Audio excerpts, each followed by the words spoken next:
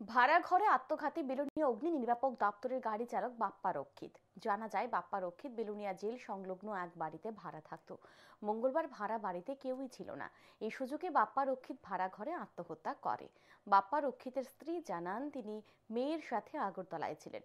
স্বামীর আত্মহত্যার খবর পেয়ে তিনি আগরতলা থেকে দুই মেয়েকে সাথে নিয়ে বিলোনিয়া ভাড়া বাড়িতে ছুটে যান। তিনি আরও জানান, বাপ্পা রক্ষিত বিভিন্ন সংস্থা থেকে ঋণ নিয়েছিলেন। হয়তো সেই ঋণের কিস্তির টাকা দিতে না পেরে ওনার স্বামী আত্মহত্যা করেছে।